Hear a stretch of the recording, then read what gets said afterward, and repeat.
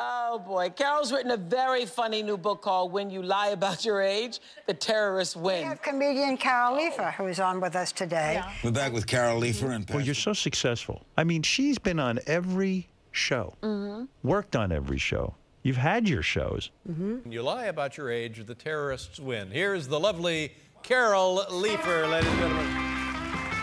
In terms, you are a lesbian. Yes, yes, I am a lesbian. Okay, okay. But Thank you.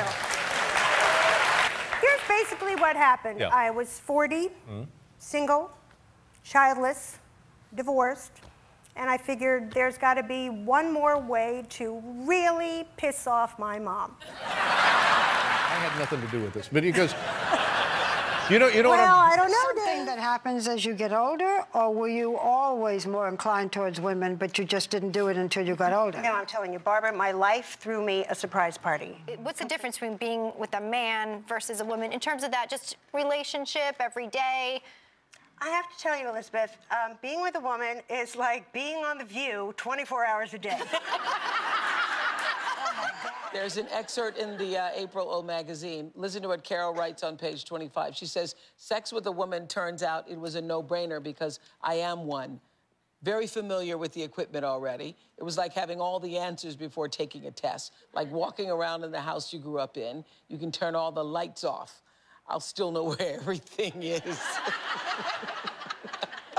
Carol and her partner, Lori, are here with us on Skype. She made you a dog person. I see. Completely. Completely. Been straight, do you now consider yourself gay, or are you somewhere on that spectrum?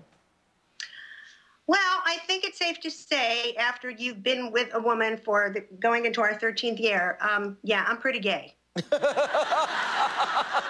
No, but I mean, you did have sort of a sexual awakening. Yeah, I did, and I was reluctant to talk about it for a while because you want to make sure it's the real thing. I mean, you don't want to pull an Anne Heche. Right. You know, sheepishly heading back to the car dealership. Turns out I do prefer a stick, after all. Carol? It's pretty simple. I want to marry my partner. I don't want to bring a third person in. You know, marriage is hard enough with two people or a minor or anything like that. It's about love and equal rights. And I actually think we gays, we should really get tough. If we can't have a wedding, we won't cater a wedding. Good luck with the straight caterer, okay? Oh. This is amazing to me that in this economic climate, they've spent $25 million for this anti-gay marriage initiative. And you know who else has given a lot of money, too, are the Knights of Columbus, who, A, I still don't know who they are, and B, what they do. You know, all I know is that when someone wants to throw like a $6 wedding, it's usually at a Knights of Columbus hall. Then, The Kids Are All Right takes center stage, and it's not your usual movie review. I'm just curious, Carol, did the movie resonate with you? I mean, I think what's great about a movie like this is it shows our lives. So to see that, I think for people out in America, not on both coasts, is a great message. The idea that we're going to bring in two children into a house, no father, no role model, no adjustment problems.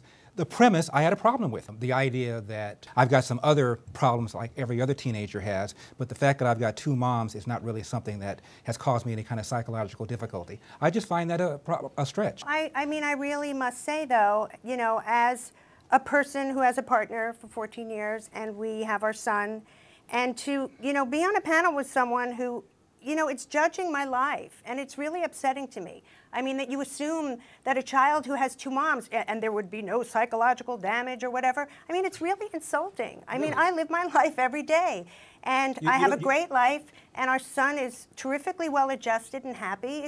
I really think that bent is really problematic for me. And President Obama himself, hardly a homophobic Republican, does not believe in same-sex marriage either. So, but don't you think it's every gay person's inalienable right to be as miserable as straight people?